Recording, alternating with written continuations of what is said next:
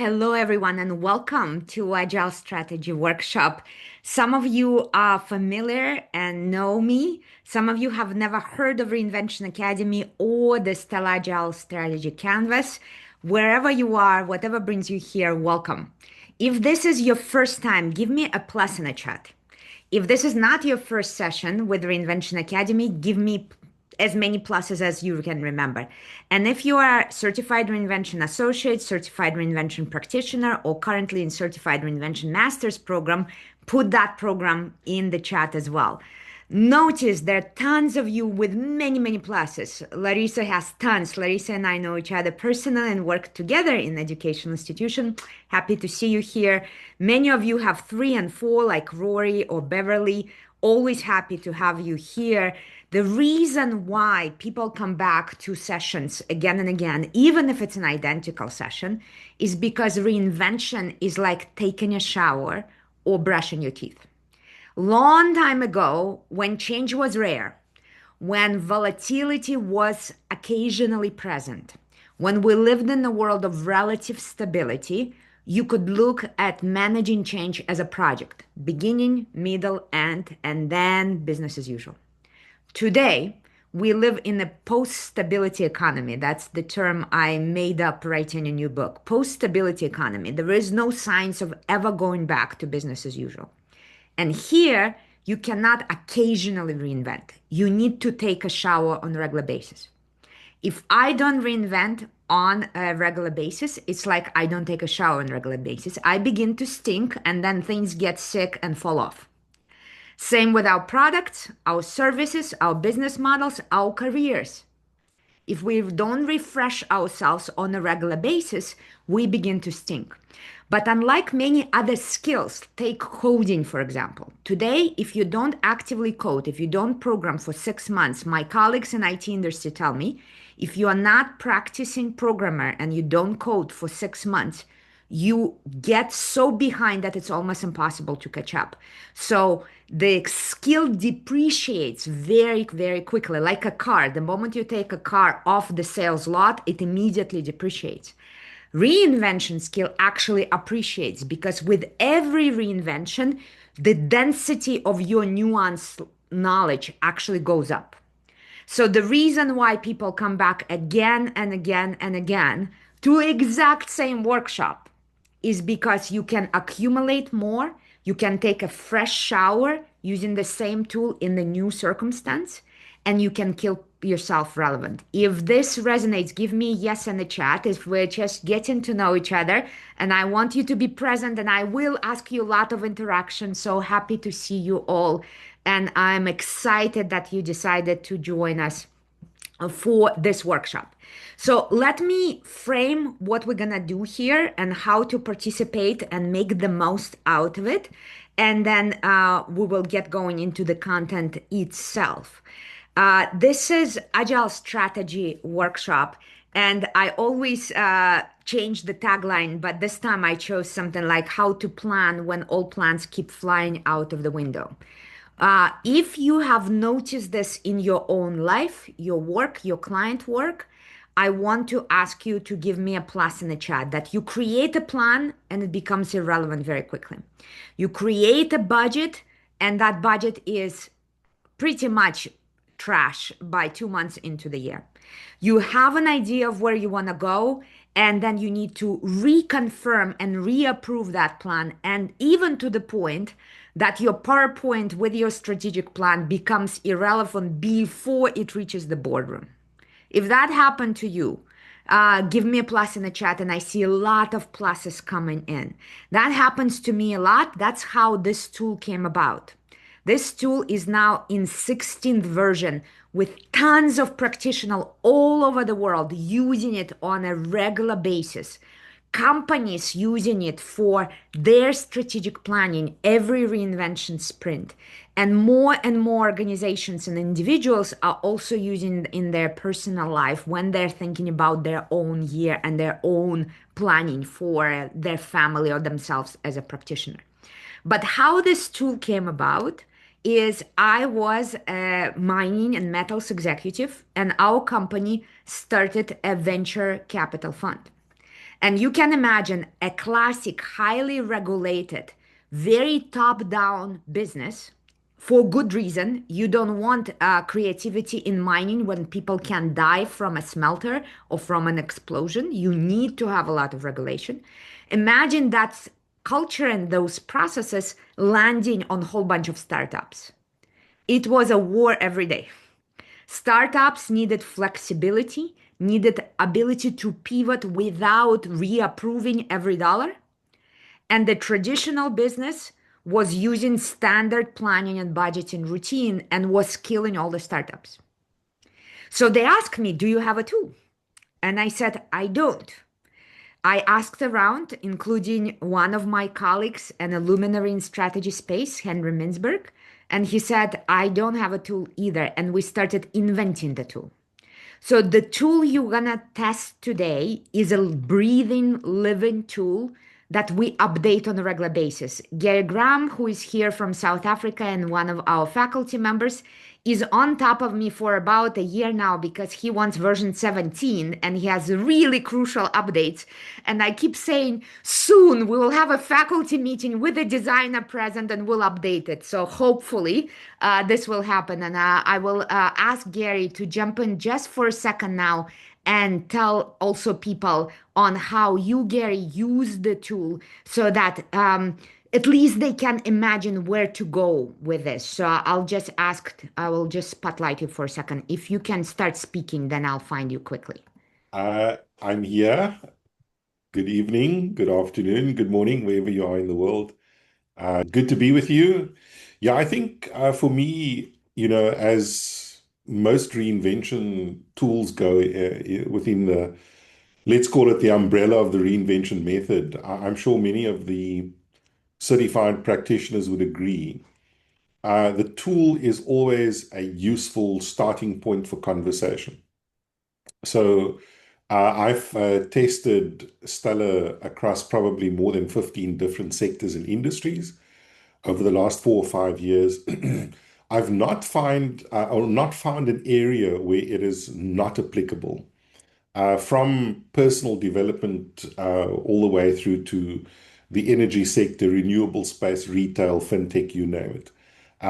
But what I enjoy most about it is that it helps a team, particularly executive teams, get to clarity around what to prioritize. So for me, it's been a fascinating sort of trigger to help a team get to clarity, but also more almost I don't know how to say, in a lighter way, kind of drive execution and implementation, because it's a fantastic, incredible implementation tool. Let me pause there. Thank you so much, Gary. And this is a perfect time also to check with you what brings you here. And those of you who already jumped into our Padlet board and introduced yourself, this is a huge thanks to you. It always helps us as we're preparing the session to read who is here and why you're here. This is the Padlet board with all the intros. This is also a place where we invite you to add your LinkedIn at the end so we can connect, we can stay in touch with each other. So jump into the Padlet board. There will be a link in the chat from the team so that you can use it. But if you haven't yet introduced yourself, let's also ask very quickly who is in the room. So there are four type of categories of people who come to these sessions. First type of group, or type of people and wonderful professionals who join us are employees, whether in a for-profit or non-profit sector. And you are here because you are responsible for targets that are moving every week. Plans are blowing up, approvals are not coming on time, but somehow it's still you who is on the hook. Everything changes, but you're supposed to stay on target and on time. And you want a planning cadence, a rhythm that survives surprises, disruptions, and constant changes. And that's why you're here. Maybe you are not an employee, you have your own consulting, speaking, business training, coaching work, and it's very strong, but you are seeing first stalling in send us a proposal, and there's more and more can I just pick your brain without actual contracts among your clients? And you need something that is boardroom ready, immediately useful. If you have purchased the license pass after the session, you immediately can use Stellar and sell it to your clients today. If you have not purchased the license pass, you will have a chance to purchase. And if you already have a license pass but want more tools, of course, we will tell you how to use your license pass as a discount for other programs. Now, third type of a group of people, you are business owner, not in a consulting, coaching, training skill. Maybe you have a plumbing company or IT company or any other type of company. We have a company who aggregates and sells bison meat, for example, recently among recent graduates. So you are an owner outside of the consulting industry and you feel the squeeze from all directions. You understand that traditional strategic planning and budgeting tools are not helpful, and it's a question, how do you move forward? Or you are a professional at the crossroads. Your roles are changing. You can see that everything is moving, and you are here to upgrade your skills. Whatever is your reason, one, two, three, or four, or combo, give me a shout out in the chat. So I see a lot of ones, some twos. Jason is two. We know each other with Jason here in Ohio. Grenda Wood. Maybe you can tell us one, two, three, or four. I see a lot of twos. I see a lot of combos now. So Rihanna says 2 plus 4. I see Sharka is in 2 and 3, and Rebecca is 2 and 4.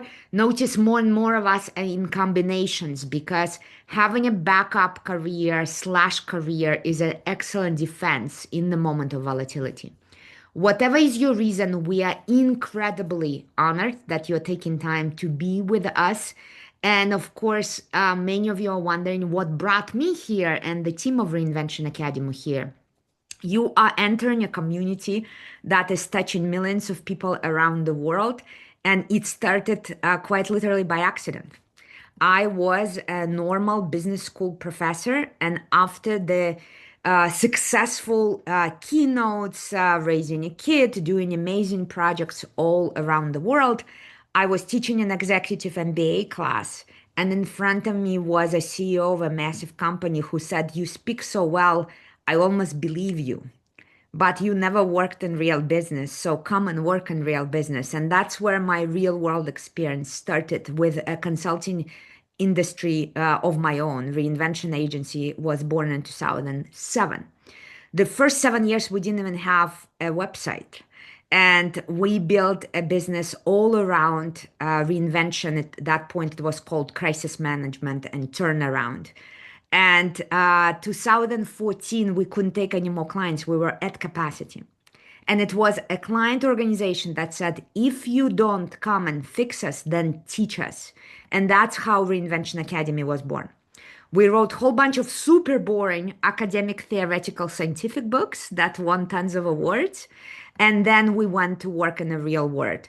And the luxury of working with some of the most amazing minds in a whole bunch of organizations is how all these tools came up. Everything was first developed inside a real organization, and then we tested it with a group of practitioners, and then we improved it and improved it and improved it. And as of this April, our organization, now 11 years running, has been present in 32 industries, 51 countries, and we have collectively, together with our graduate, introduced reinvention to just over 1,121,000 people, and you are now new to this community as well. So welcome. Now, how this session will work, we have 2 hours together, and it will be very pragmatic, kind of roll up your sleeves. Before we test the tool, first, I'll ask us to go over just strategy one-on-one, basics of strategy, so we are all on the same page, understanding which school of strategy is most relevant today. We will check some data on the relevance of agile strategy, and then specifically jump into how Stellar Agile Strategy Canvas works. Stellar stands for specific abbreviation for the steps in the process, so it's an abbreviation. We will go with you, and I ask you to find something where you can use Stellar today. Usually, I ask something in private life, something like getting more sleep or walking more, some goal that you have. So we will come back to practical testing of the tool. We will do a hands-on exercise so that you all leave with at least one version of completed Canvas. And then we will do a massive Q&A starting with questions you might have around how to work with me and the Reinvention Academy, and also do as many Q&As as you would like. So that's the plan. Let me stop this for a second. Many of you on video, I so appreciate it. Ann Payton, I see you. Francisca, welcome back. Calvin Burton, hi here. Rebecca Kittle, great.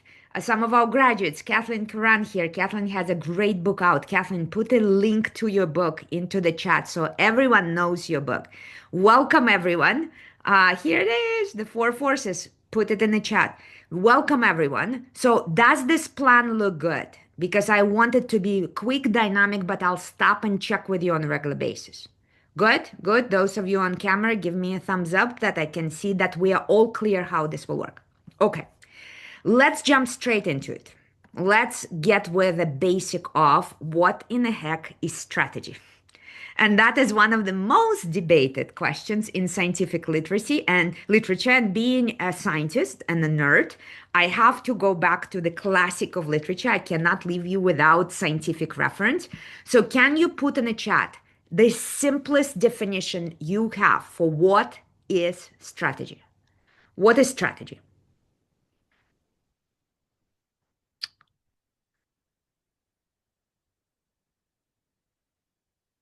I see a plan, choices, direction, and execution, thinking ahead, making choices and settling direction, navigating creative solution, a way to go from A to B, a plan of action, clear workflow, question, intentional plan and commitment, strategies, guiding compass for what to do next. Great answers. Notice the diversity in the answers. Vision, direction, measurable outcomes, right? So it's a combination of things. Love all of the definitions.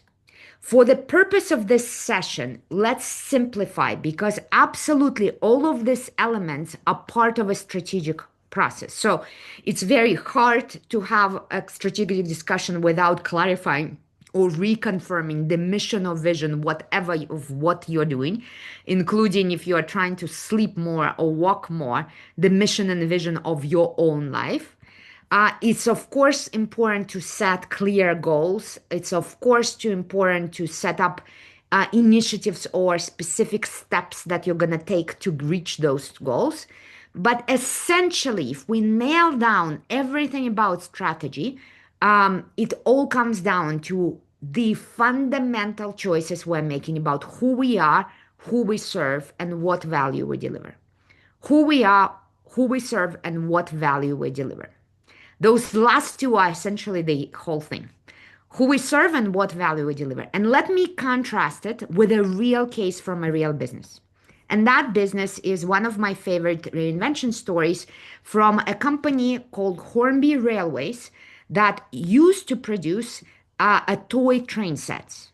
Those of you who have a toy train set or had one in a childhood, can you wave, please? Those of you who know, yeah, so many of us, maybe your children, grandchildren, have a toy train set, the one that has batteries and moves around on its own and so on. Yeah, that's the company. So this is a company that started in a toys business. And before this century, it was a very stable business. There are not that many players. There's very clear preferences among kids, very specific channels of distribution, and very importantly, no digital competition. The kind of competition that incites immediate dopamine addiction, which is all the digital entertainment and toys create a much greater dopamine, continuously release dopamine addiction than a traditional toy. So, of course, in this century, they found themselves in a massive, massive financial struggle. And the question is, where do we go next? So if you're a company producing toys and you don't know this case, if you know this case, don't cheat, don't give us the answer. If you don't know this case, if you vice versa, if you don't know this case, participate in the chat. If you know this case, don't participate. If you are a toy company, where do you go? What's your repositioning as a strategically focus? Who you are, who you serve, what are you about? Give me in the chat, what will you do? You have a toy business, you have some clients, but they're declining. More and more children are choosing a talking Tom on their iPad or some other thing. Where would you go? Give me in the chat your first guess. Reintroduce to parents. Survey of the consumers. Great. Something else. What would be an alternative? Go digital. Yeah. Train toys digitally. Build a digital train set. Listen to the audience. Create digital version. Collectors. Here we are. Notice, if you go to your existing customers, which would be in this case parents, they would just tell you which tools and which toys the kids are using right now, which will not help you at all. In most cases, our customers can help us improve existing product, but very rarely can help us reinvent the entire positioning altogether. So here's a company that decided they don't need to reinvent the product. That's one of the most misunderstood ideas, that product is the focus on reinvention. They kept the product identical to what it was, and instead, as many of you pointing in the chat, decided that their new focus is not toys, it is collectible items, models. And suddenly, they are no longer selling to children, they are selling to adults. And what's the value? What's the value that customers are expecting? The value that children need, that are constantly bombarded with something new in their toy selection. They are constantly hunger for newness. You all know, how long does a toy last for a kid? After Christmas, they're excited for it for maybe an hour, 2 or 3, or maybe even less, and then that toy is disregarded. So it's this craving for newness. That's the value we're selling. And instead, the value we're selling is nostalgia. It's me remembering my childhood, my toy set. It's me remembering my grandfather taking me on a train. It's me connecting to my roots, being a kid again, renewal, and so on. And this shift was a shift between 35 pounds per share versus 250 pounds per share. That's a measurable result of strategic reinvention. Now, making this shift is a very interesting story, because traditionally, how are we taught to make this shift? I will stop right here and start drawing how we taught to make that shift in a very simplified terms, how strategy works. This is what would McKinsey do, this is what a classic professor of strategy will do. It goes as follows. Identify where you are. Let's say you're measuring by price per share, or you are measuring market segment. How big is your market share? Or if you're reinventing personally, here you can put your weight hours, average hours of sleep, or average walking hours per week if you're trying to improve your walking and your overall mobility. Then we identify point B. Where do we want to go? There are multiple rounds of market analysis, industry analysis. You can use Michael Porter's 5 forces analysis, substitution, suppliers, customers, anything that helps you identify this point correctly, where you say, I want my price per share to go up. I want to my market share go up, and the numbers that you put here as your strategic goals. Then you look at tons of alternative strategies. How do you go from point A to point B? That's usually a step in a strategic planning process. And out of that many verifications, you choose one path and then you divide it into measurable steps that become years and then your quarters. Yeah, sounds familiar? This is what we call in strategic theory deliberate school of strategy. Deliberate school of strategy. Why deliberate? Because almost every decision is made before the first step. Usually in a private strategic retreat behind closed doors where almost nobody participates. Sounds familiar? Usually outsourced also. Yeah, sounds familiar. Behind closed doors, we 5 people, 7 people, 12 people decided. We made all the choices. We create a binder or a digital document. It's now announced as official strategy. And when we start the rollout, deliberate school of strategy. Who is the father of deliberate school of strategy? Who is the name? Who is the guru of this school of strategy? Put it in the chat if you don't know. If you know from our previous sessions, don't. Yeah, who is the name? I think Renato had it correctly. Absolutely, you're all correct. This is Michael Porter. Now, is there an alternative? Absolutely, there is. And it was actually developed many decades ahead of its time by about the same age author across the pond in Canada, not across the pond, across the actually very close to Harvard, which is Boston, very close in Canada. And it goes approximately like this. We can agree on where we are and measure that with specific measurables. But already when we start talking about where we're going, we really cannot identify a one single point because the level of uncertainty and volatility is so high that even landing on one point spends more time than walking to that point. I literally have been in companies where deciding on strategic goals took 7 years, 7 months. And by the end of that freaking nonstop deliberation, let's have another study, the whole opportunity is already gone. I see Rebecca is smiling there and laughing. So I assume many of you have seen that in a recent history. That method worked great in the 20th century because nothing changed for a very long time. Remember, I started working in the 90s. I still remember where you had 3-year fixed prices on supplies.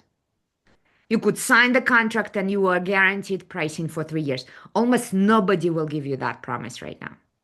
I still remember the time where you could take a budget of last year at 3% and voila, you have a budget for new year.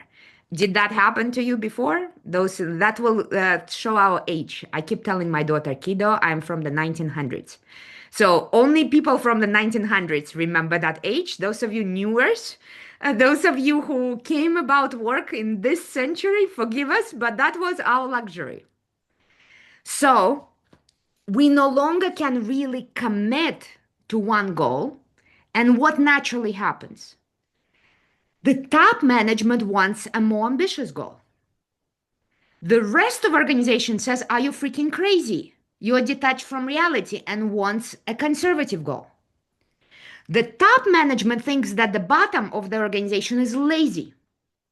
The bottom of the organization thinks that top management is delusional.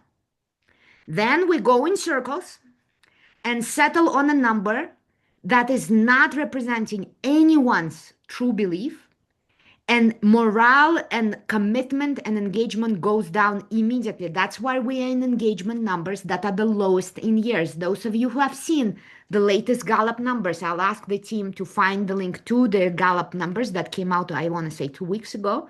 And we are at the lowest level of engagement and highest level of corporate sabotage in years and years and years because people just are fed up with this crap.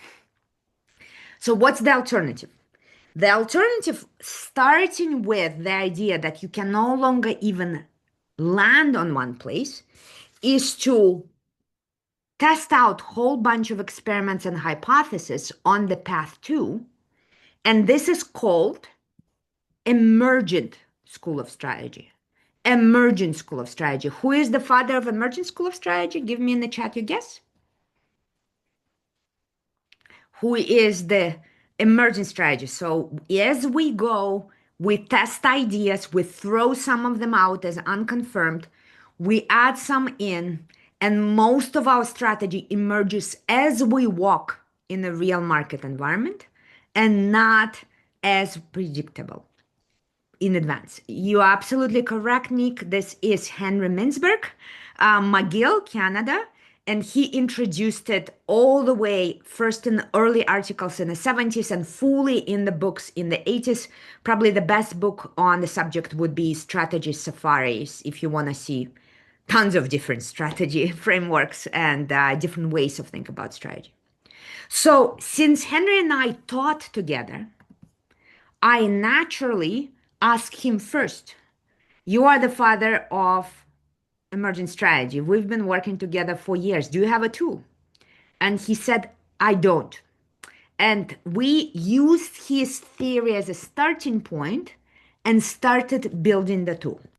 But before I speak about the tool, let me speak about why this became a massive urgent issue right now. Why is Agile, which is a fresh name, sometimes used Agile strategy, or Emergent School of Strategy, that's a classic name, why this is more relevant today?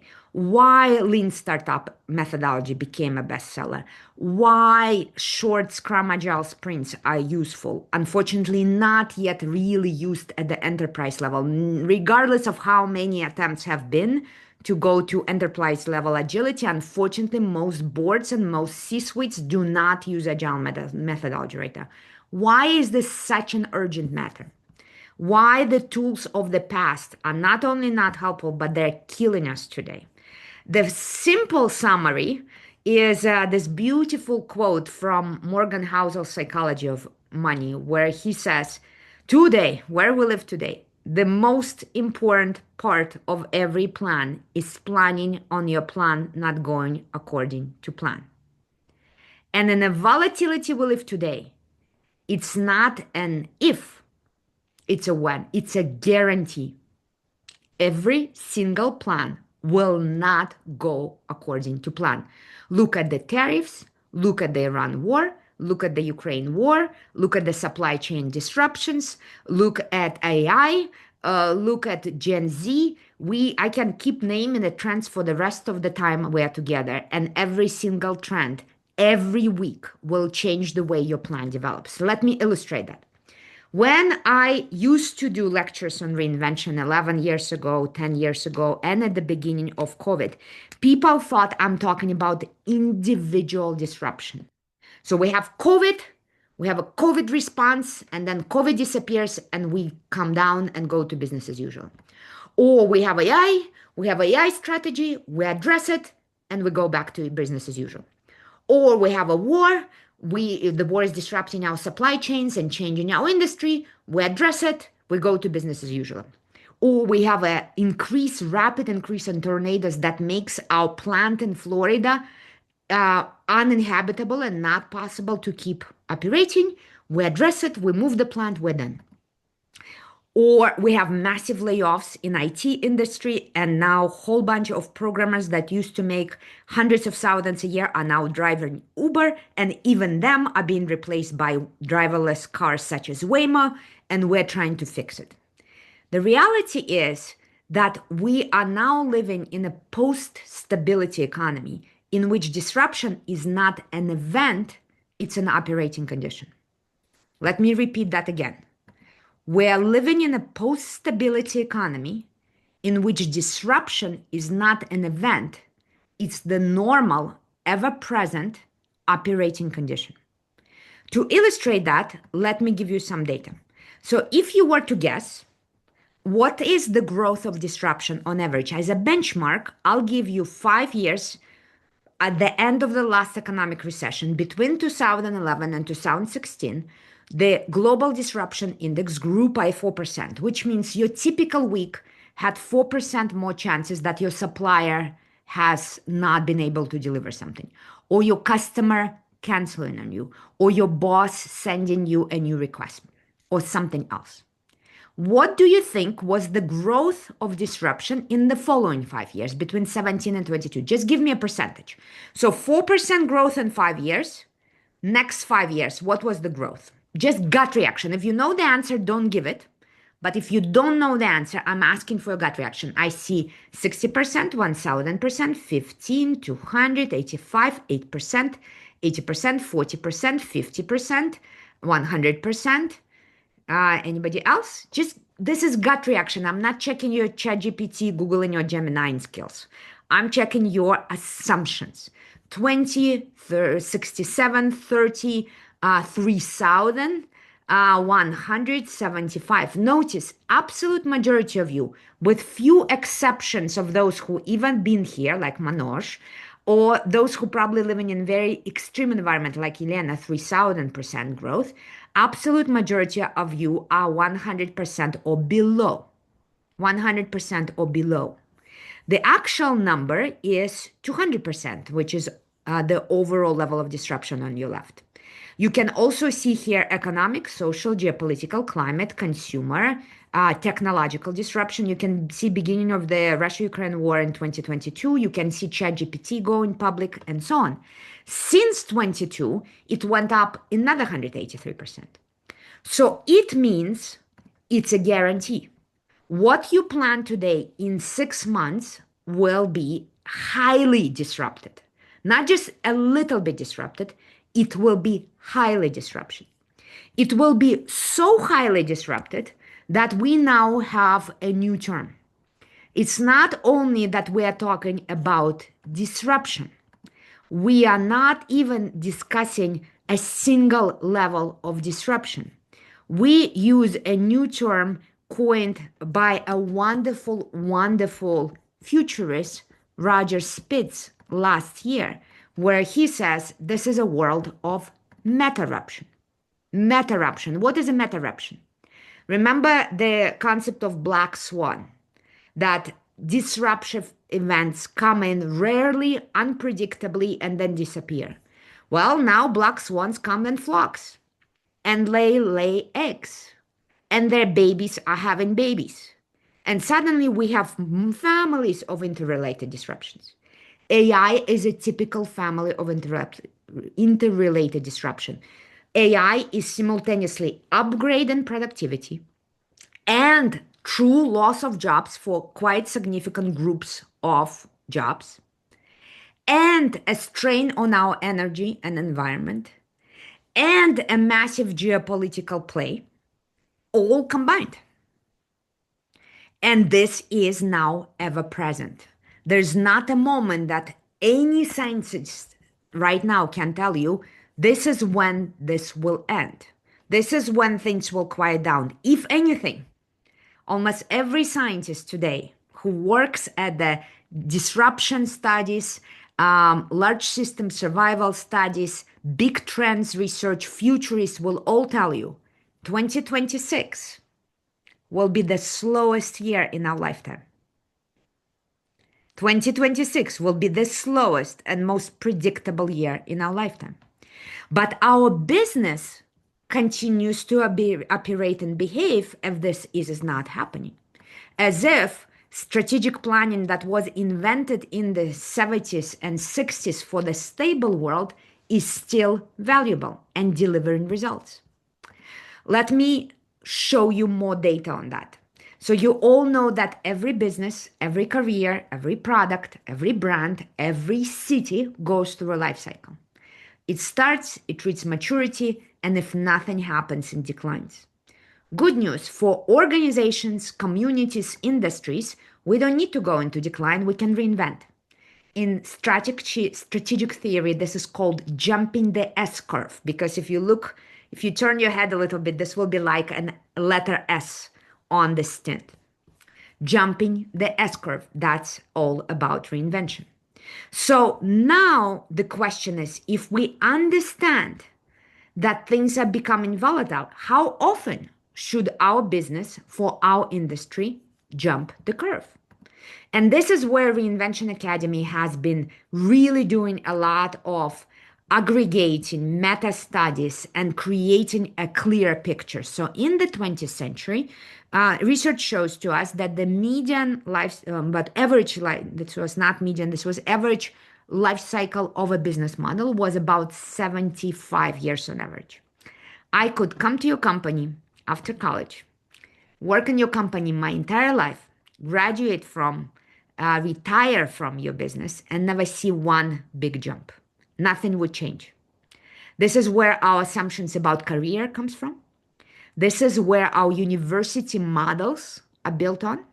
If you haven't seen the news, these models are now dying. Syracuse University a few weeks ago canceled 84 bachelor degrees, 20% of all of their programs, because the models are designed for the world that no longer exists.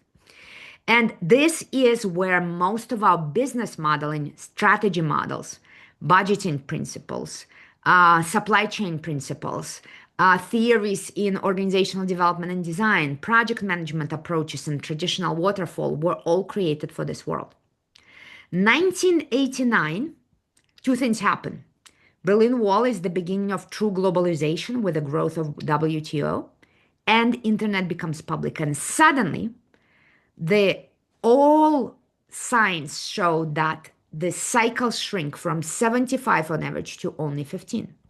What do you think is the cycle now? What do you think is the cycle now in 2026? I saw 6 months, 4 years, 2 to 5, 3 years, 2 years, 2 years, 9 months, 3 months. It depends. Weeks, 6 months, 18 months. All of you are absolutely correct because, of course, this is very, very dependent on the industry. We've been tracking this data since 2018. So you see the combination between 18, 20, 22, and 24. In 24, about every fifth company, 19.5%, that's red on the bottom, was reinventing every 12 years or less, faster than your budgetary cycle. That's IT, telecom, fast-moving consumer goods.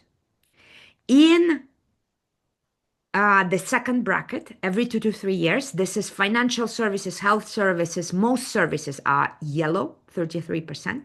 Manufacturing every 4 to 5 years, blue. Mining, extractive industries every 6 to 10 years. And monopolies, government-owned businesses are in a longer cycle. That would be brown. Now, would you like to know the number for 2026? For that, I need your participation. So we'll take a few minutes. I'll put the music on. We will complete an anonymous survey and I'll show you the preliminary data on what we are seeing. So there should be a survey in the chat. I'll put some music on and we will do this. Those of you who complete it quickly, you can stretch, go grab hot water, use something else. But there is a link in the chat that we would love for you to use.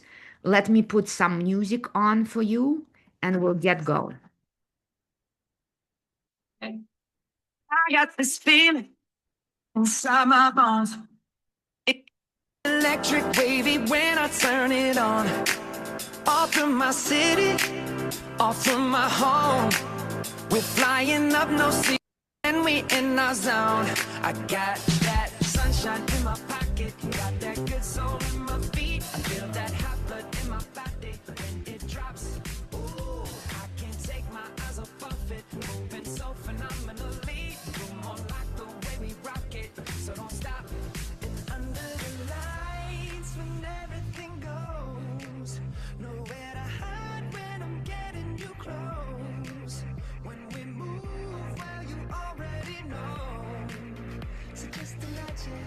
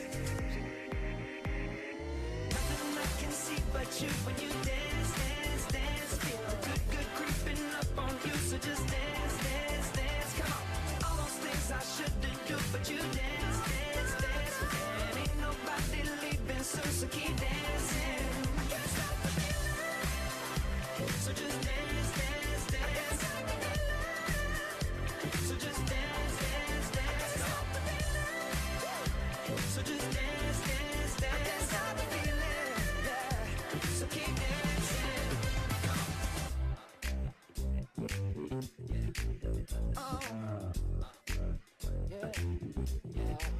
can't stop the. I can't stop the. I can't stop the. I can't stop the. I can't stop the. Nothing I can see but you when you dance, dance, dance. Feel good, good creeping up on you, so just dance, dance, dance. All those things I shouldn't do, but you dance, dance, dance. Ain't nobody leaving soon, so keep dancing. Everybody say.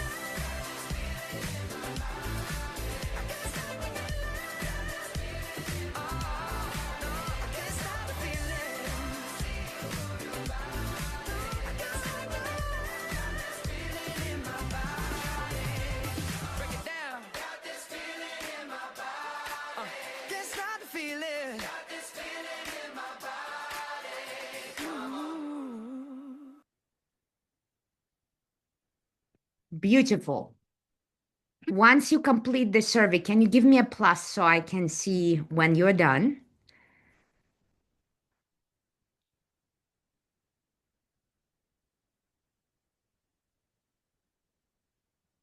And I'm just looking at incoming results to show you the most recent data.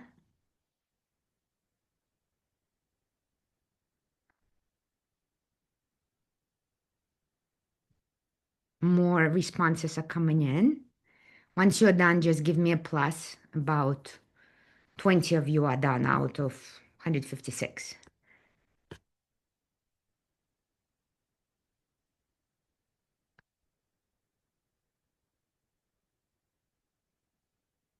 Just a minute.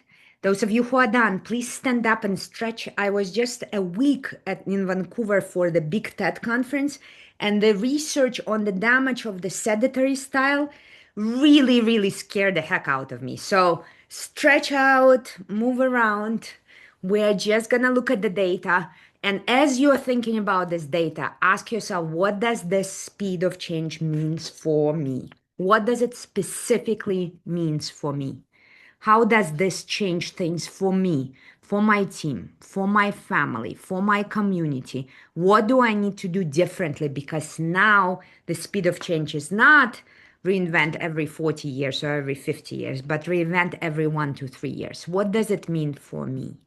Few more, and then we will get going to see it. I see about 50 of you have completed, which brought our total to a good starter sample of just about 300 people. We, of course, ask previous groups in different workshops to complete, so your data is entering into a pool of data so that we can have a much more representative sample. And I will show you these results in just a second. I want us to get to 300 and then show. So those of you completing, give me 6 more and we'll look at the results. 5 more. In the meantime, stretch, prepare. There's some good news here I already see. And again, for those of you who already saw the previous, let's look at the previous year, right? So we started with about 13% in a 1-year bucket before COVID. The COVID year, still only about 16% reinventing every year. Right after COVID, every 5th company, and it stayed about the same level between 22 and 24.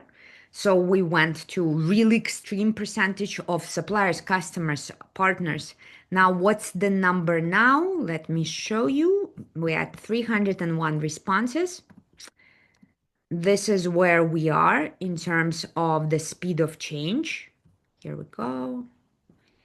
Every year or less, we slowed down a little bit, 15.7%. The previous 2 surveys, so 4 years in a row, we were about 20%. It's now 15.6. The biggest group right now is every 2 years. The biggest group is every 2 years. Every 3 years, 16.6. Every 4 years, 11%. Every 5 years is 15%. But notice, absolute majority are under 5 years. Actually, more than half is under 3 years. More than half is under 3 years, which is the speed that we have never seen before. Almost everything we use, in contrast, if we look at these numbers from the point of view of the contrast, and you look at the IMF's, International Monetary Fund's World Uncertainty Index, almost everything we use in the boardroom, in the classroom, in the media room, the classics of strategy, the classics of planning, the classics of supply chain, such as just-in-time management, the classics of finance, such as the standard debt to equity ratios, all of them were developed between late 70s and late 90s in the periods of lowest uncertainty, highest predictability and stability, and lowest volatility. And that's why it's not you, it's your tools. If you're feeling like your tools are failing you, if you're feeling like the strategic planning is a meaningless exercise, if you feel like your budget is becoming irrelevant by the second month in the year, we are experiencing that not because you are in that environment, but because the tools were designed for very, very, very high stability. So the question for us here is, how do we change our strategic planning and especially implementation techniques?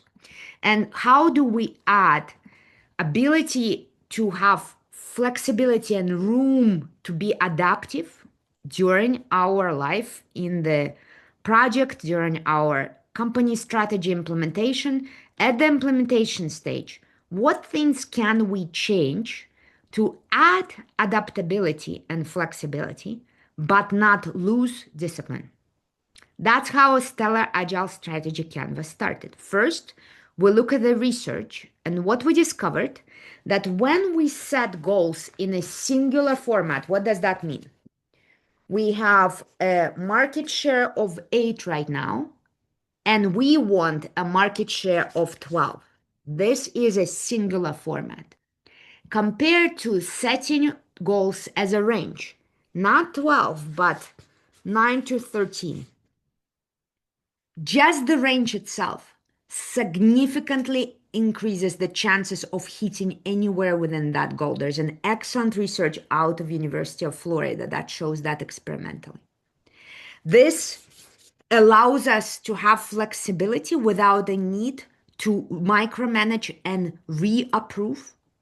This solves the conflict between top management and bottom management and gives us a room to feel productive as we progress somewhere within the range. Second is an option of a detailed budget, instead looking at limits that are key to our business and to our economics, but not setting a limit to every single budgetary item. And third, having long strategic sprints versus having significantly shorter reinvention sprints. Currently, we don't know any industry that can set strategic planning for years to come without doing a sprint and revising the plan at least every 6 months. Majority now are somewhere between 3 to 4 months. So 10 weeks, for example, most recent client chose 10 weeks for their strategic sprint. And that's exactly what you can use. Now, to practice, we're going to practice. I'll ask you to get a piece of paper. You also have a workbook. You can also, perhaps you, before the session, decided to print the workbook and look at it. That's also fine. This is how your beautiful workbook looks. If you lose the Padlet board link, it's on your home page. There's a little bit about what we do and who we are. If you want to purchase a license, a commercial license for this tool, there's a way to get there. Otherwise, it is a copyrighted and protected intellectual property. But this is the review of your canvas and the whole workbook. So everything we'll do from now, you can use in the workbook. You can print this page 19. But most of the time, I actually advise you to take a horizontal piece of paper and start drawing with me on the first round. On the first round, most of the time, we invite you to test out with your personal reinvention because it becomes too complex when you look at your business. So we need something easy. We need an easy test run. So I want you to write in the chat something you want to reinvent in your personal life. For example, I always use example of sleeping because in my very, very heavy consulting years, I would routinely sleep 3 to 4 nights a day. Occasionally, on a very, very heavy client assignment, I could sleep 1 hour in the office or have 2 or 3 days without sleeping. That was a kind of competition in our industry to name the longest you went without sleep in the client office. So as a result, I had a real damage to my health and I had a massive effort to increase hours of sleep. So, as those of you who understand biology, you know that sleep is super related to Alzheimer's, dementia, and tons of other things. So, it's a universal health marker, your quality and quantity of sleep. So, I got onto a real project around sleep. So, I will use sleep as an example. But put in the chat what's something simple that you can use. For example, Sophia says, getting my smartphone out of the bedroom, fitness, online visibility, mindset, again, fitness, career. I see so many different things. So let's go through the process. So, whatever you chose, the first step, and I will break down for you, stellar is abbreviation. So first, what does ST stand for? It's your starting position. Starting position. So first, you need to define as clearly as you can measure. We're going for something measurable, even if it's softer measure, still measurable. How you define your starting position. So in sleep, my starting position was about 4.5 hours of sleep on average. You can, if you're reinventing your online presence, you can measure how many LinkedIn followers you currently have, or what's your average amount of likes on your regular post. And it's completely fine here to have 2 or 3 measures that define whatever you want. If you're reinventing your level of fitness, choose 2 or 3 measures. It might be amount of hours in the movement per week. If you want to be more granular, your hours in a particular heart zone, I use a tracker, Whoop. It can give me specific numbers like how many hours you spend per week in heart zone 1, heart zone 2, and so on and so forth. You can be very specific or very general. In my case, I am speaking about very simple, yeah. To maintain my back posture straight, the easiest way to speak about their actual measuring devices, I have one on the posture. So you can also see how many minutes or hours a day you are in the correct posture. So we're trying to do something measurable. Strategic planning is all about measurable distance we're traveling. So wherever you are, you're writing starting position. E stands for your ending position. And this is where things become interesting because we're not setting a goal in a singular format, we're setting it in a range. So I don't say that I want to sleep 6 hours a night suddenly, and I currently only sleep 4.5. I ask myself, how much do you actually want to sleep? And for a realistic goal, I can say 5 to 7. If I recognize, and I read literature, and I recognize that sleep is connected to something else, for example, coffee, I can also say, so my first marker is sleep, second marker is coffee, and it can be currently 3 cups a day, and my goal on average do 1 to 2 cups of coffee. Again, we usually go for 5 to 7 markers in a typical corporate environment, about 3 marker in a human life because it's harder for us to hold more than that. This is not only 1 or 2, it's a range between 1 and 2. On average per typical week, if you calculate it, will be 1.7. But we're going for range. That's E.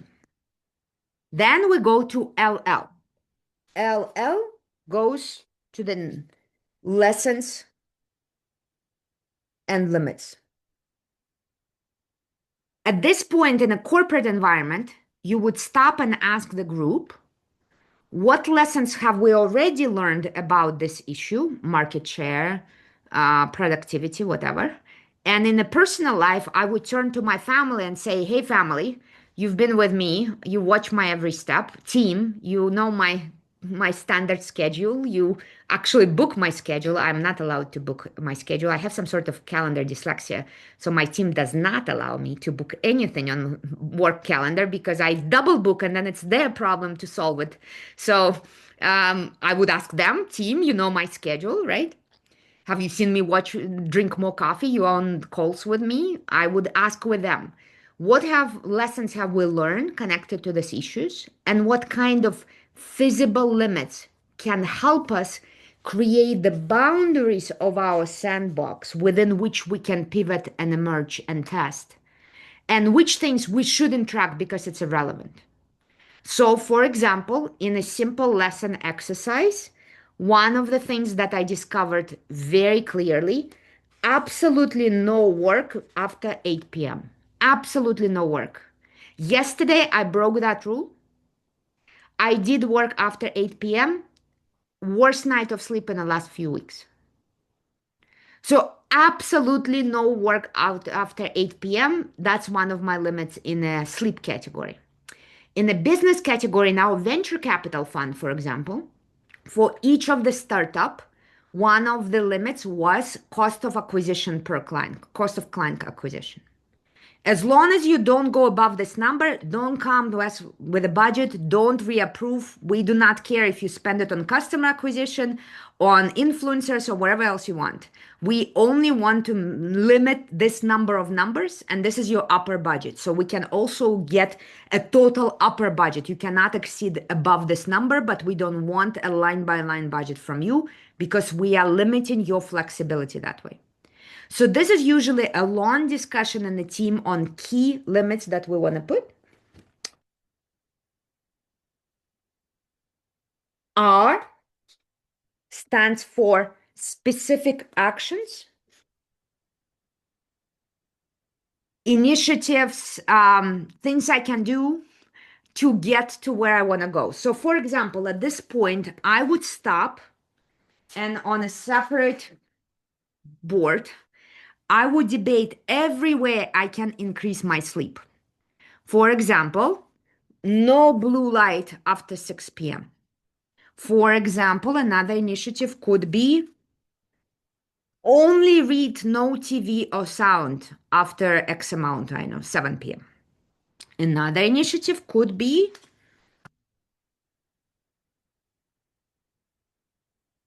warm bath or foot bath every single night have been researched to help with circulation and good sleep. It could be melatonin. It could be, and on and on and on, right? Research literature, ask Gemini, ask ChatGPT, give me the top 30 strategies, debate with your team, look at your past, and you end up with a portfolio of particular things, experiments you can test to see how to move from point A, position A, to position B. That's actions. And finally, R stands from reviews. So this is clearly from Agile Scrum, right? The idea is that at this point you ask yourself, how long should be my sprint? Meaning, when should I stop and review what's working and what's not working? On the sleep horizon, I chose 2-week sprints. So a review goes into my calendar every 2 weeks. In the corporate environment, I just mentioned my recent clients 2 weeks ago, 10-week sprint, every 10 weeks. Another client quarterly. Another client university semesters. You know your cadence better. It can be super short or super long. But once you define the review, you look at their total pool of actions, and there are many different ways you can choose. We teach other sort exercises and tools like impact readiness matrix of how to choose. But through other intellectual work, you say, these 3 activities I'm testing in the first sprint. The rest remain as a backup parking lot. In Agile Scrum language, it can be called backlog. Then we stop at the review and say, okay, this activity clearly produced results. This I have seen produce results. This didn't. So these activities we repeat to check one more time and maybe add 2 more things to test for the second sprint. Again, meet for the sprint, in and out, next sprint. So as a result, you're pivoting a little bit every time. Clear? Somewhat clear? Now, I would like to see maybe any of the faculty members or graduates who use it on a regular basis want to add something at this point on how you use it, where it's. I see Carrie Jo, for example, is here. Carrie Jo, if you want to jump on camera, can you turn on your camera? I know you use Stellar and your clients are very active with it. So maybe we do that. This is a perfect time to unmute and say a little bit on, how did you find the tool when you first started it? Because it's sometimes intimidating and hard to start, and how your clients responding and who are your clients typically? Thanks. It's really great to be here. I love Stellar. And some of the persons from my client that I used it with are actually on the call today, which is very exciting. When I first learned about Stellar, I was doing the certified reinvention program, practitioner program, and what was useful for me was doing it retroactively. I had in an organization completely revamped the performance review and annual performance program. And I did it retroactively and came up with amazing different results. And it would have been, I think, a more effective implementation because it was learning as we were going. And we actually did this with another program. So with clients that I have been using it with, I've used it with a board of a nonprofit in Bermuda. And it was really fantastic because what it did was it embedded a different way of thinking and approaching, and it moved away from the strategic planning, the 3-year strategic planning arc, which they wanted. We have also used the Stellar in rethinking what it means to actually talk to other leaders about how they think. Using the lessons and limits is a really great way of thinking about what do people need to know? What are the guardrails that are really important for folks to have in order to continue doing their sprints and learning from each one? And it's been a fantastic experience. I'm happy to answer any specific questions, Nadia. So one question is from Rebecca here. How do you differentiate the actions from the goals and end position? Some are obvious and some seem to cross over. Mhm. I think for me, is there a simple question to ask as a test? Yeah. I would love to kind of understand the question a little bit more. Nanda, do you understand the nuance that's being asked by Rebecca here? Yeah. So if the goal is sleep 5 to 7 hours, Mhm. how do you differentiate? The action is just sleep.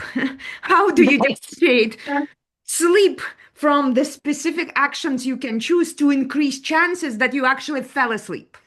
Right. So a great part of approaching each of the sprints is like asking a what if question. If I change X, my hypothesis is that I might get more sleep. So I know from one of your examples, Nadia, if I remove the phone from the bedroom, will that increase my chances? So my action in my first sprint would be, let me not keep my phone in the room and see if that actually makes a difference towards that 5 to 7 hours of sleep as an end goal. Beautiful. Let me highlight what Carrie Georgia said. Nobody in the volatility and uncertainty we are today, no expert, no industry professional can tell you what specific thing can bring you to the goal you identified. Nobody. It's too volatile. So we are making the best structured, educated guesses using the scientific methodology. What is the essence of scientific method? Put together a portfolio of hypotheses and test them one by one. Let's test this one, let's test this one, let's test this one. So we are asking ourselves when we're brainstorming those action, that big wall of potential initiatives, actions, and so on, we are asking ourselves, what can we test? What experiments can we run that bring us closer to the position we want to reach? So we are not setting the goals. We're asking to get to the goal, what 5 things we can test, whether or not they will bring us closer to the goal. Market share, for example. Anything you do about market share today is following very different rules than 20 years ago. Every rule book around sales, the 5 standard sales step, most clients will run away from you if you start a pro. You yourself know this whole standard. Can I help you in any way? Are you searching for someone? It's like, step away from me, please don't sell. All right. Most of the standards across every functional area are no longer valid. Okay. Thank you so much, Gary Jones. Thank you for jumping in without warning. I love our community. I never warn them Sure. that they will be pushed on stage. So thank you. Happy to be here. Let me see what other questions are coming in. Yes, how do you differentiate? Will you be able to get the video? Yes, you will get a replay. Wouldn't the goal start with what question and what action with the how question? Sure. So if you like the position, how might we reach this goal? Great. If you like the phrasing of the how question, absolutely. And Rubina, there is no rule on how many sprints you need per each goal. Sometimes we're done in 2, and sometimes 7 sprints later, we're still not really there.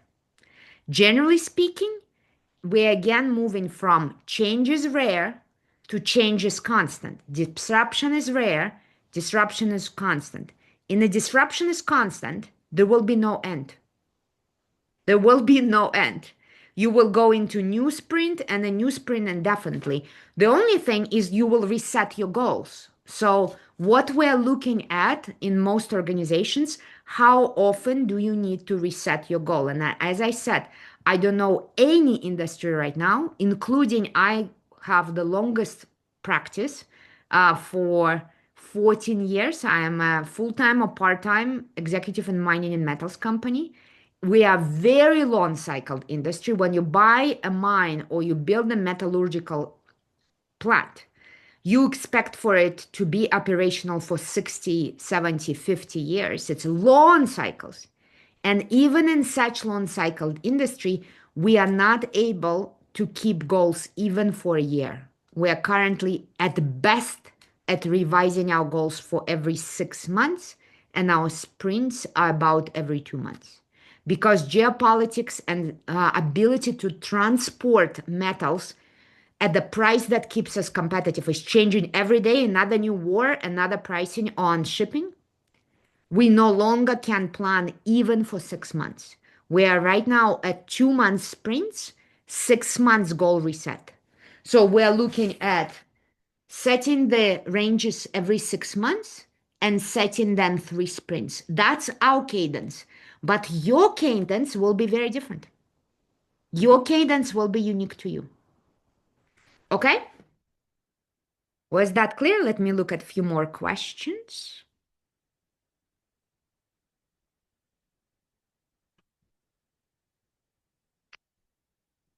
As you apply Stellar, Alex asked, do you find organization need help imagining foresighting their ending position? Great question, Alex. Absolutely. So in the reinvention methodology, we have tons of tools. This is an implementation tool. It assumes that before you sit down here, you generally speaking know that you're talking about sleep and you have 2 or 3 clarity options for how you're going to measure sleep. Meaning there are tons of other exercises, including scenario planning, for example, that is done to clarify the ending position. And other exercises, for example, 15 ways to reinvent or reinvention portfolio canvas that is used to clarify which specific things that you want to put into your strategic focus. This is not strategic imagination tool, it's strategic implementation tool. In that sense, we have so far researched that you need 7 different things to be able to stay competitive and constant environment through continuous reinvention. I won't speak about all 7.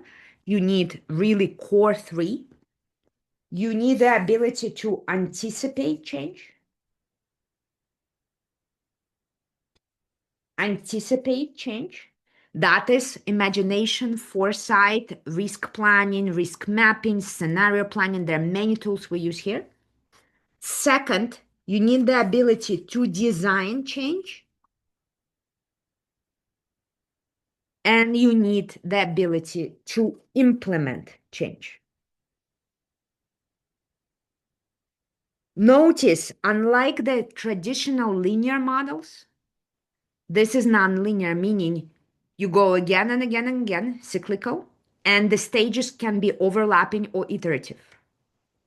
Unlike, let's say, Otkar model or Kotter model of change, those of you who are familiar. Now, you all know organizations that are good at anticipating change. These are usually founder-driven or CEO who has ear to the ground, driven by a lot of insights, listens to everything all the time. But those type of CEOs usually don't pay any attention to designing change. They kind of are, let's just go and implement it. And then you find yourself in a situation where you're in the middle of implementation and the implementable solution is not viable. It has no feasibility. Some cases even illegal. We just didn't take time to think through it. So not having anticipation is bad. Not having design is bad. Not having implementation is bad. Many organizations are very slow on implementation. So they're capable to find the trend and even design a feasible strategy to deal with the trend, but they cannot execute fast enough and they're killed by competition. So you need all 3. Very important, Stellar is implementation tool. Implementation tool. There are other tools that fit into anticipate and design much better. This is historically strategy foresight. This is historically innovation design thinking. This is historically change management, project management, Scrum Agile, and many others. So there are many, many tools. There are many schools of thoughts. This is way outside of this workshop. This workshop is to give you a tool specifically on implementing change, and agile strategy in that sense gives you much more pivoting room while still keeping a line and discipline on the ground. Great question, Alex.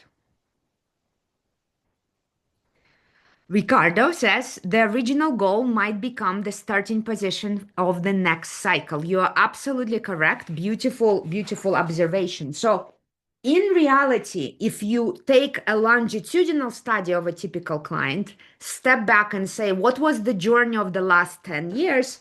It will look something like this. This was our original Stellar, but the reality adjusted. We actually understood that real ranges were like this.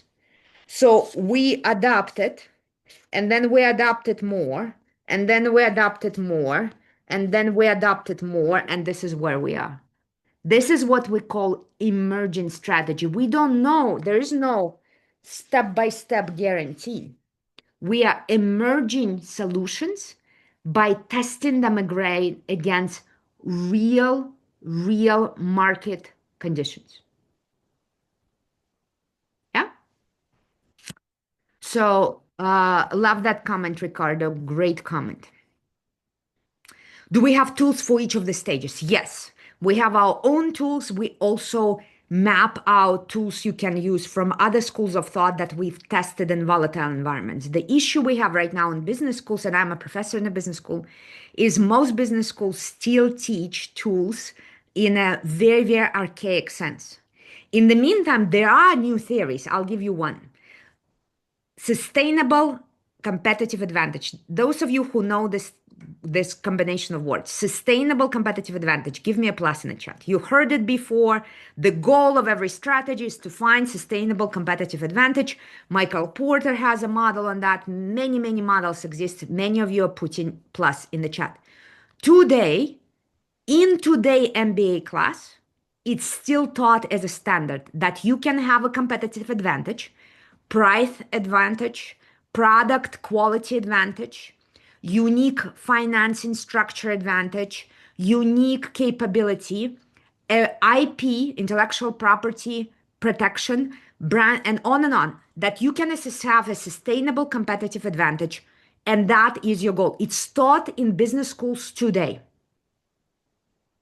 In the meantime, we have unrevocable research. The pioneer for me in this field is Rita McGrath, who has published extensively on the transient advantage, the fact that no advantage today can be held for more than 1 or 2 years, has been published for over a decade, and it's ignored by most. And she's Columbia professor. She's not from obscure corners, but we don't teach it. As a result, in the last few years, 23% of Harvard MBAs could not find a job. 23% of Harvard MBAs could not find a job. Because we teach tools for low volatility environment and then send those students into post-stability economy and assume that it's all good. So yes, it's crucial to have updated the tools. We usually do not invent tools as a community. We are a large community. Many present here have their own PhDs and have their own scientific practice. We don't develop a tool if we can find something that is great. We map it out.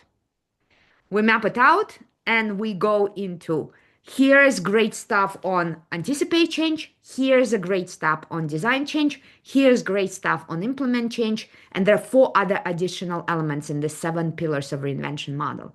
And only when we cannot find the tool, because it's very expensive and long time to develop this tool.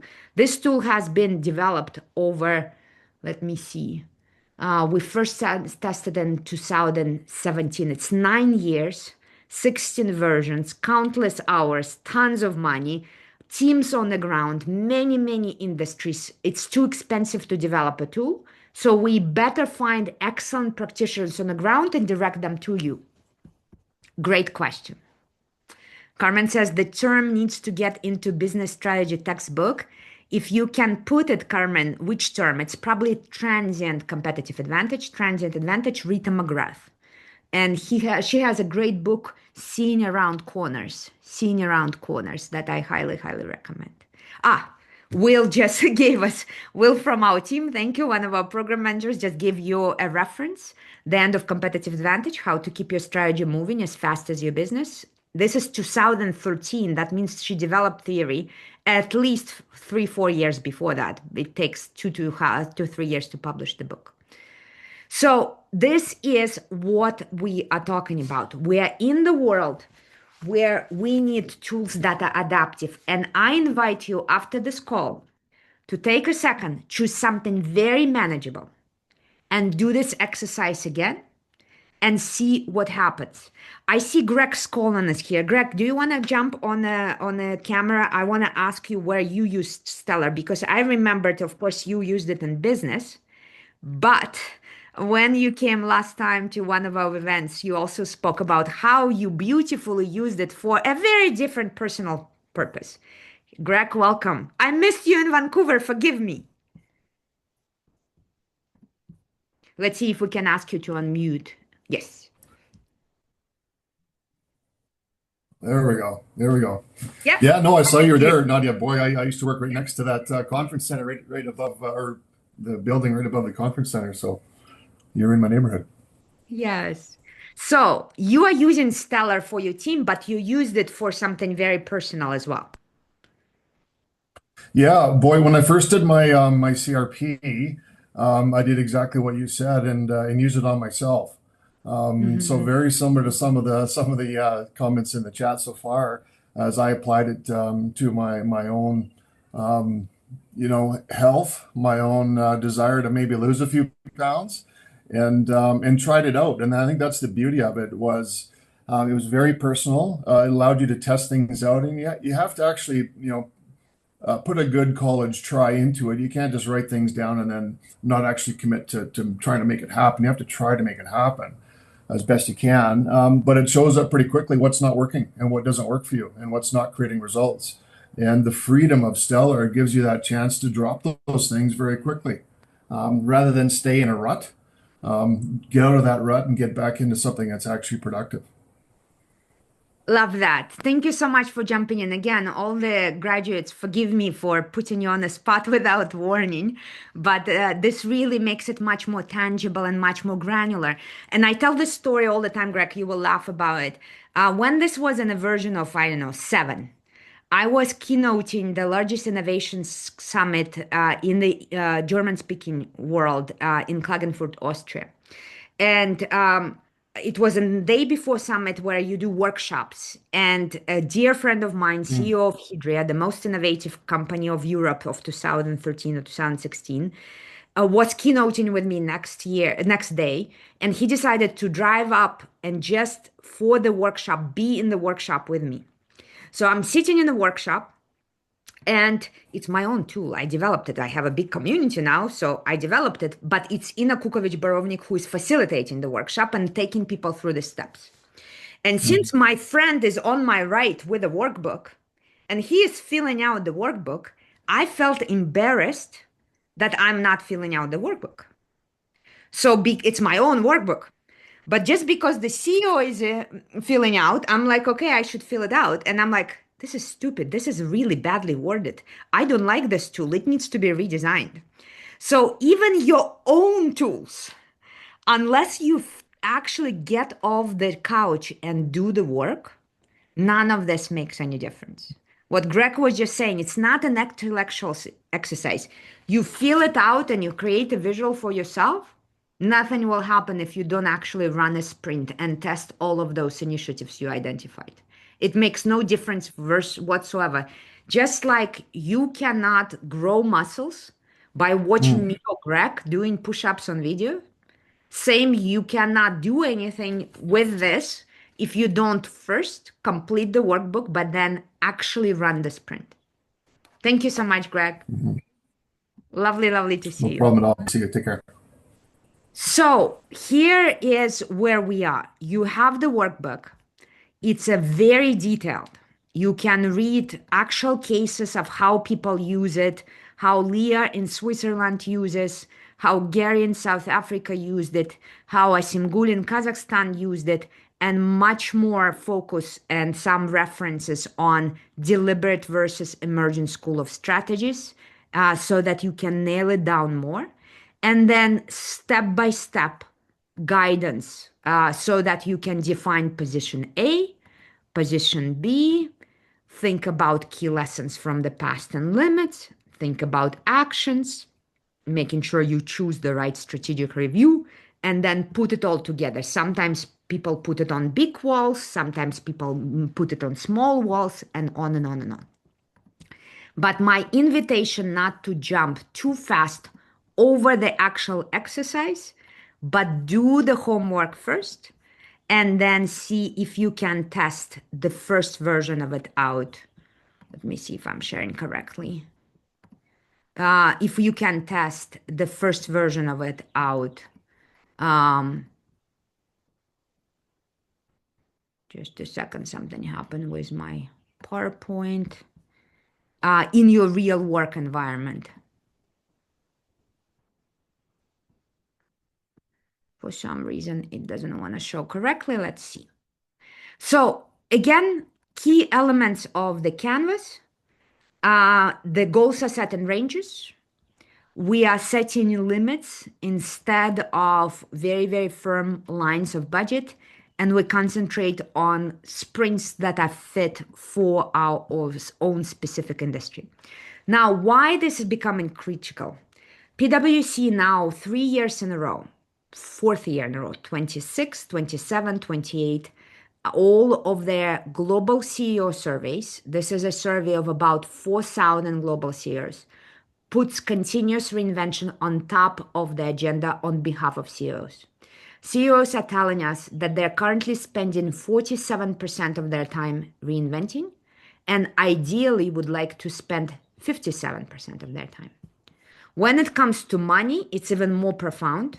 Yellow is reinventing the business. Red is preserving the current business. You can see that across every parameter, over 53 to 62% of all money currently goes to reinvention, not preservation.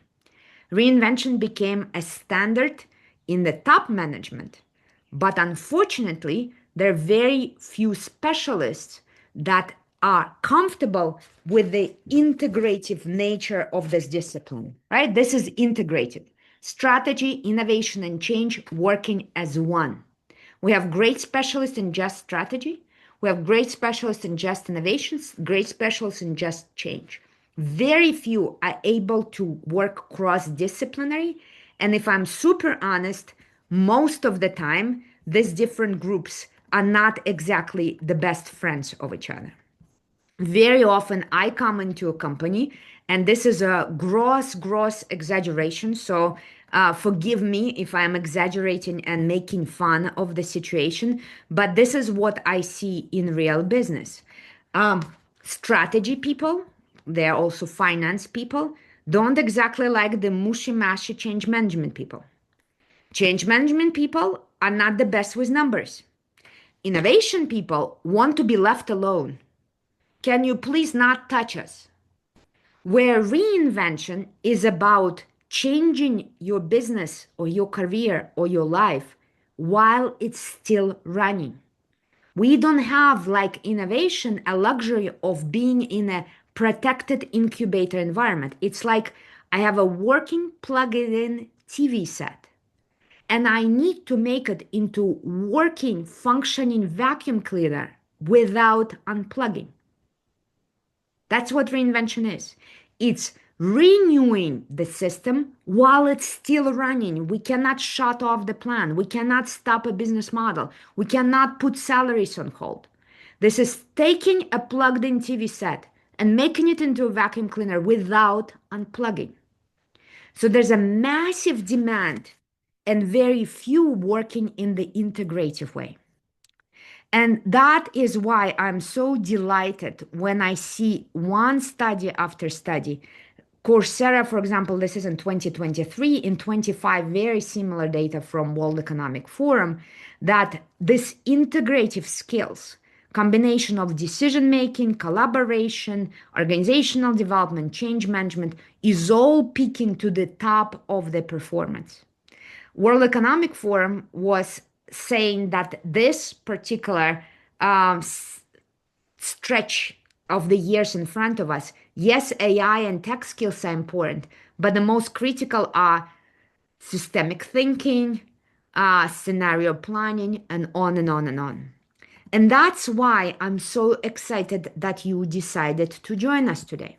Because, of course, this is an opportunity to give a little taste of what reinvention is all about, to meet us as a community and test our tools, but also test our vibe and our teaching methodologies. Many of you probably never heard of us. If you have never heard of us, and this is your first Reinvention Academy experience, can you put a plus in the chat? If this is your first time, you've never heard of us. So I see many cat, Nundumi, so forgive me for pronouncing very incorrectly. Judith, many of you never heard of us, so kind of this is the first time. This is why we do all of these workshops, because we want to make the knowledge available, we want to make data available to the general public, and we want to create a safe environment for you to test what we are offering. And in that sense, the way I see it, you're very busy, but you decided to show up today, even though your schedule is incredibly packed as all of ours, for a specific reason. Maybe you are here as a consultant, coach, trainer, or a professional, and you are seeing that it's no longer easy to win clients. For those of you in consulting or coaching, those of you in a corporate environment, it's no longer as easy to see your career track and a clear path to a promotion. Maybe you are here because your daily management tools feel stale or irrelevant, tools such as budgeting, tools such as planning, anything else you do. Maybe you decided to join, but you're trying to differentiate yourself on a very crowded market. Whether you are in consulting, coaching, and training, and you're trying to differentiate yourself, and every consultant and coach sounds exactly the same, or inside a corporate environment, everyone is cookie cutter, and you would like to have something distinct. Maybe you are here because you crave more credibility. You want more relevant science. You want a more relevant credentials, something that is standing out. Or those of you who are driving your own income streams in a corporate environment, many of us now have a side project in consulting or coaching. Consultants or coaches want to increase the revenue. Maybe that's the reason you're here. The way I see it, and I'm very biased, I'm not at all neutral, I see that you have two options. You can stay where you are and keep going with the plan you had, or you can decide to commit to making 2026 your reinvention year. And if that rings your bell, if that sounds exciting, if this session created an excitement and curiosity and craving in you, I would like you to lean in. I would like you to listen up, as it's my massive honor to invite you to join our next program, which is a Certified Reinvention Associate program. This is not at all a traditional, narrow functional area. This is not about just change or just strategy or just innovation. This is an integrative experience where we give you tools across multiple horizons. So the program starts with an on-demand format. Many of you who are with us for a while and you were considering the next level Certified Reinvention Practitioner program, you knew that you cannot do it because it's all live participation and intense investment. This is not like that. This is our most flexible program. Your courses are on demand. You can watch them on your own time, around your own schedule at any time, and the access remains for life. You can come back to the same videos again and again. By the end of those first 4 weeks in that course, you will get a very clear picture of the reinvention method as a strategy in the age of volatility. You will be able to design a custom-made reinvention cycle unique for the industry you're in or your clients. You will discover 15 ways to reinvent your business and apply in your company or for your clients. You will develop a unique language for addressing change in your business or for your clients. And of course, the relationship between us are very close. As you can see, even if we never met each other, thankfully, I met Carrie Jo and Greg at the Reinvention Summit last year, but most of the time we never meet each other. But there is a commonality and camaraderie in the community that we support. Module 1 on why companies die. Number 2, what can we do to stay afloat? Number 3 is the how module, why, what, how. And the module 4 is the so what. And just these modules alone have the value of $1,997, but that's not enough. We want to make sure you're wildly successful. So in addition to on-demand course, you get 4 weekly calls with me or the faculty who answer the questions. Most of the time, it's something like 3 of them is with me, and usually there's an incredibly experienced faculty with us. And you will have a chance to say, okay, these are the questions I have after module 1. I tried to use this tool in my environment, and this is what happened. I don't know if I did it right, or how would you do it? You also get a members-only community for daily communications and daily questions. So we have routinely people getting on their phone and saying, hey guys, I'm meeting tomorrow and I'm doing a presentation. What would you do if you were me? Today I had a message. I am for the first time working with government entity. Have you used this tool? Let's say Titanic Syndrome, which is module 1. Have you used Titanic Syndrome in a government facility? So you get daily support from the community. And we don't want to leave you hanging after the program, which means after graduation, you get 3 months for free of our Global Alliance of Reinvention Professionals, where every week you have an opportunity to participate in different type of deep dives. There's also a vault of over 200 courses that we give you access to. So you say, my biggest problem is how to sell reinvention. Here's deep dives on selling reinvention. Or I don't understand Stellar. I actually tried it and it's not work. Here's the tools on Stellar. And there are tons of live events. And finally, there's an excellent bonus package that comes with every organization and every round. Now, you might ask yourself, am I ready for this?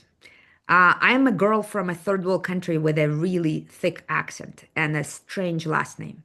If I could figure it out, I have no doubt all of you can figure it out. This is not rocket science and this is not brain surgery. If I can do it, 100% you can do. And we're giving you every tool in our disposal to make us successful. So you get the actual on-demand videos. You get 4-week live bootcamp with 4 weekly coaching sessions. You get free 3 months membership in the Global Alliance of Reinvention Professionals. And the value of that is $3,675. But on top of that, we also want to give you additional bonuses. And here we have an access to you that you receive immediately with number 1, scenario planning workshop. Some of you asked, what are the good anticipating change tools? This is one of the best. And we give you step-by-step workbook that you can sell to your clients or use in your company immediately. A personal branding booster. Many of you are here because you want to reinvent your online presence. And AI visibility pack. We teach you step-by-step how to train AI to help you write for LinkedIn in your voice using your data and not sounding like a machine. So what does it cost? Most of the value that I mentioned, so if you put together all the value of bonuses and elements of the program, it would be $5,666. And of course, we won't charge you that. We also benchmarked across all other certifications we know that are similar. And the benchmark is somewhere around 2,500, and we won't charge that either. What we invite you to join for today is $1,400, incredible price from our point of view, or 3 installments of $475. Why is this an incredible price? Number 1, you get a license for life. Every tool you learn from us, you never need to come back and relicense. You don't need to pay us per head. So if you're running a workshop, you don't need to pay us per participant any kind of licenses fee. You have a commercial license for life and you can use it, and we want you to heavily use it and monetize on it. Second, we have a 14 days money back guarantee. So those of you who enroll today get bonuses immediately. You get access to the video materials immediately. You watch them. They don't sound right. You send us an email within 14 days, no questions asked, money sent immediately back to you. And when the live sessions happen, we can also dive deeper with you. When you enroll today, it's $1,400 or installments. It's a very simple checkout process. You will immediately get a welcome to the program email and access to online learning today. You don't need to wait. You don't need to wait for a live program. You can start today. We had people who actually didn't want to start the program. They started with scenario planning. We have one person when we had a launch in September. He went to scenario planning first, sold scenario planning workshop to the clients. And by the time live session started, already made 3 times the cost of the program. So this is exactly what our goal is. If you don't know how you're going to monetize it, do not enroll. If you don't see a path towards monetization, this is not another dead certification we want on your shelves. We want you to be wildly successful with these tools. We are ready to make it everything in our power to give you that success. So if you don't see the path to monetization, our best next thing is to invite you on a call with one of our alumni who went through the program and monetized it while being on a corporate job. Olga, and the link to schedule a call will be there because we don't want you in the program if this doesn't sound relevant. But most of you can get that investment back very quickly. If you need the call, there's a link in the chat, please schedule. Majority of you, however, can, at the investment of $1,400, can get immediate monetization very, very quickly. And I am delighted that one of you already enrolled. Let me see who that is. Mikal Marcus, congratulations. Welcome to the Certified Reinvention Associate Program. Excited to have you. The new live cohort will be in May, so you have a couple of weeks to decide, but we invite you to enroll today as there is absolutely no risk. 14 days money back guarantee. You test it out. It doesn't sound right. You get it back, and all the access is available today. So this is the invitation. Honored that you decided to join us.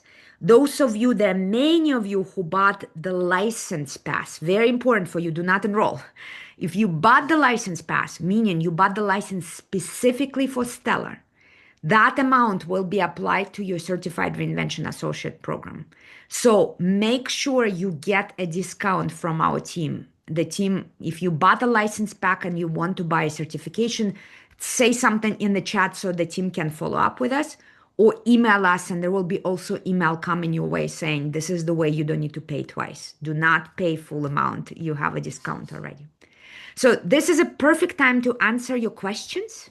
Happy to jump into the chat and answer any kind of question you have. First, in terms of the programs, and of course, around anything you have. Anything you have. And many of you are asking about the difference in the certification. We have 3 layers: Certified Reinvention Associate, Practitioner, and Masters. Masters is by invitation only. The difference in Associate and Practitioner is high. Associate, this program is 1,400. Practitioner is 5,300.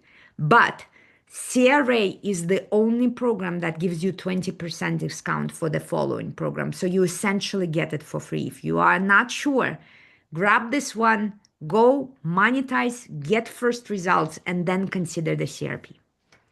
Let's see. Can you just purchase the Stellar? Yes. So right under your comment, we'll provide it an access to the license pass. It's very affordable to purchase just this tool, and then you have a full license with it. That's beautiful. Ricardo says, if the culture of reinvention to take hold in a company, we might have a dedicated team to make it work. So Greg already mentioned to you, it's not necessary. We tracked 3 different versions of organizational design, and dedicated team is one of the options. It's not necessary. So far, we've researched 3 formats. One of them is dedicated team. There's 2 others. We call it that tool, the ABC of org design. So not necessary, Ricardo.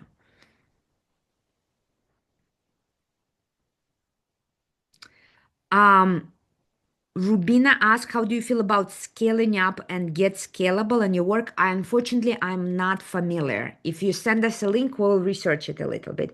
We are a little bit nerdy, so we are most familiar with the academic, scientifically backed methodologies that are taught in major business schools. That's where I come from. I was Coca-Cola chaired professor for many years teaching executive ed.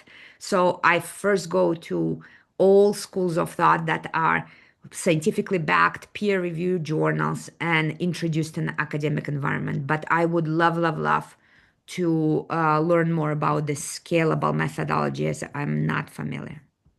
What other questions we have? Awesome, took school. If you need a call, what else do we have here? This is a perfect time. If you're still here, you have questions. Maybe you have questions about speed of change. Maybe you have questions about research. Maybe you have questions about reinvention. Maybe you have questions about the program. If you're still here, there's something that bothered you or something that you want to know answer to. This is the perfect time to put your question in the chat. And Nick says it has been an insightful and resonant experience. Thank you. Very happy to have you. Put your questions in the chat. If you don't want to be public, write to me privately, and I'm happy to answer. And in meantime, Simbat has a question. So, Simbat, I ask you to unmute. Yes, hello everyone. Thank you so much, Nadya Why? Sensei, for your dissemination of this reinvention mindset. And today I have talked with my colleagues from Kyrgyzstan, Kyrgyz Republic. Now I'm located in New York for almost 1 year, but I'm still worried about what's going on in this world. It's quite crazy, yeah. And I follow you on Instagram and deep respect for all team. You are doing a great job. My question is, what about your scale up of your reinvention mindset? What is your vision? Once you mentioned about that you wish to disseminate as much as possible, but I see big gaps in this, as you mentioned about these different groups of people, and especially in UN system of the sustainable goals developers and all these ideas about evidence-based management, about human-centered programs. Yeah.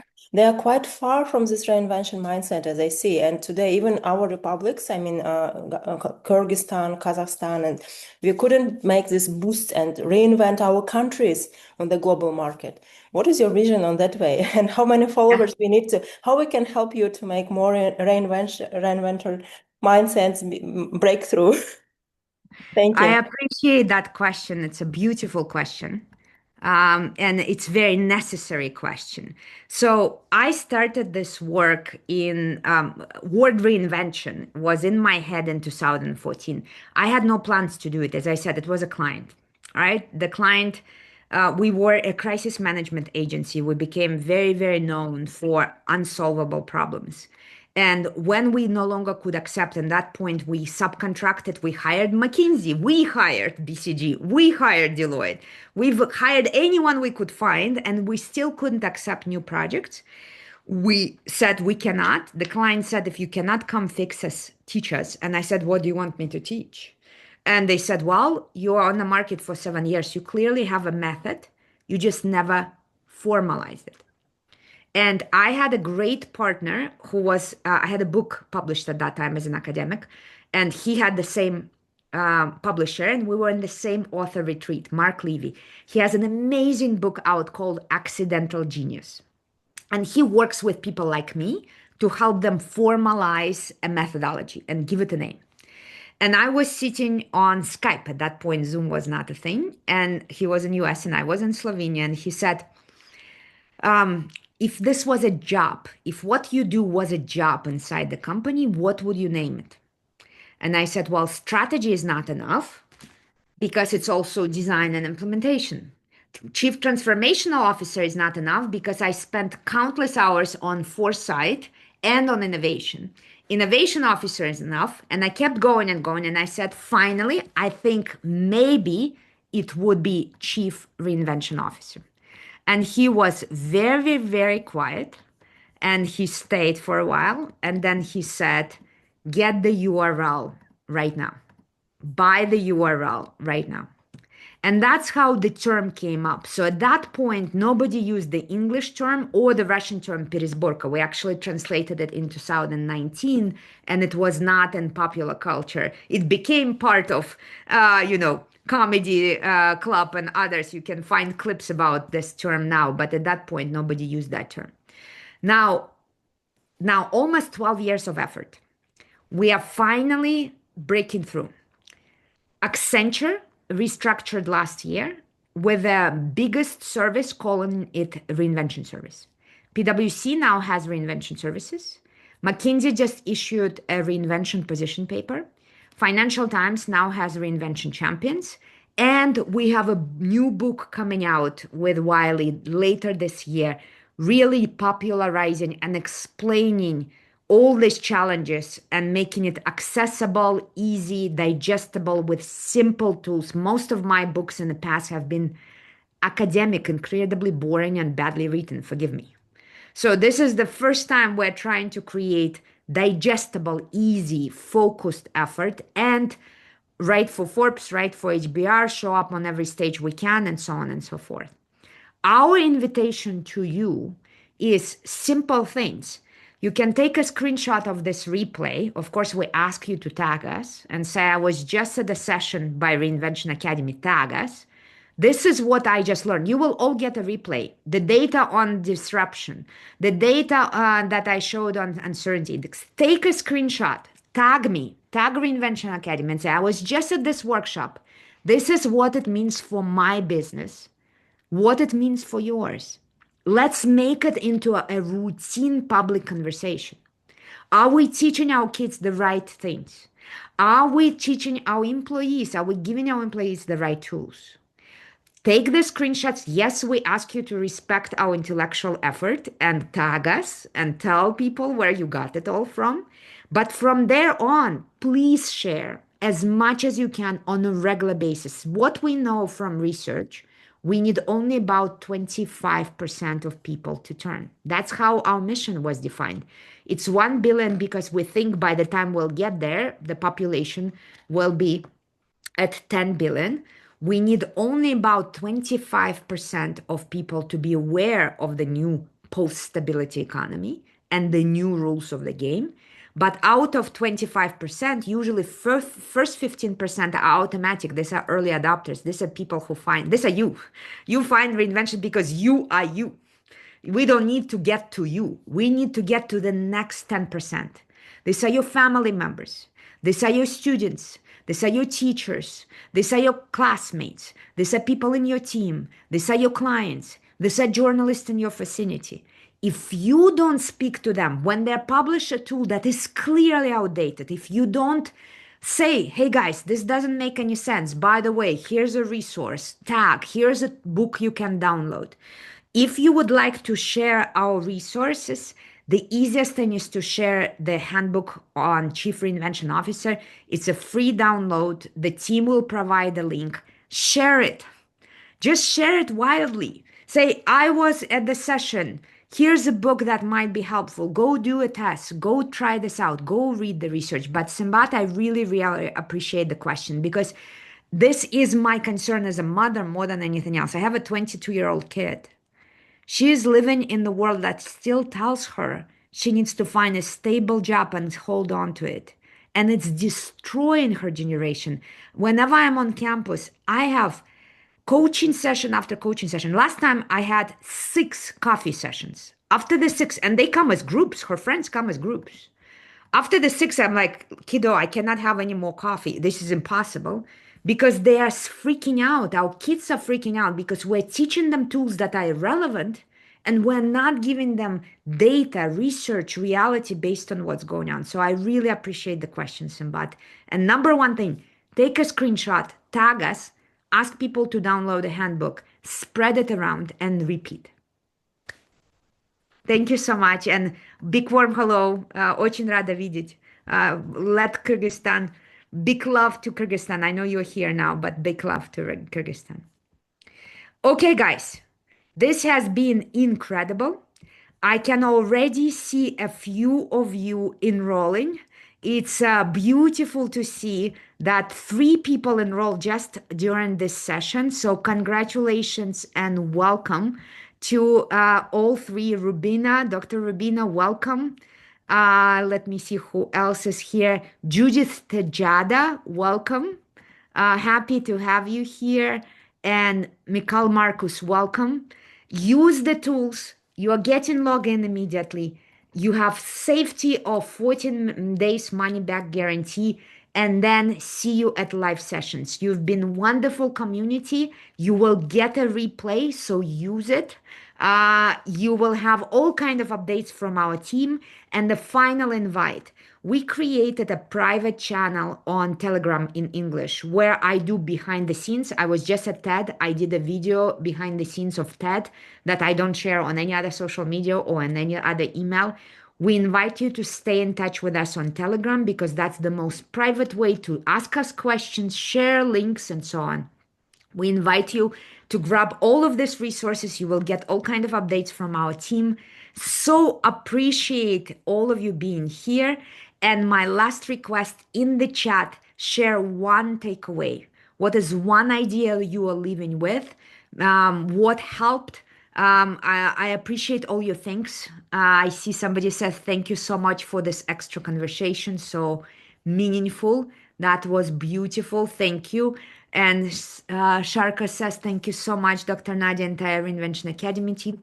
Beautiful group and knowledge. Love that. Always an inspiring meeting. Thank you, Ricarda. Beautiful. Thank you all so much. Put in the chat your last takeaway. I can see that you learned so much. We would love to see your takeaways. What are you getting out of this?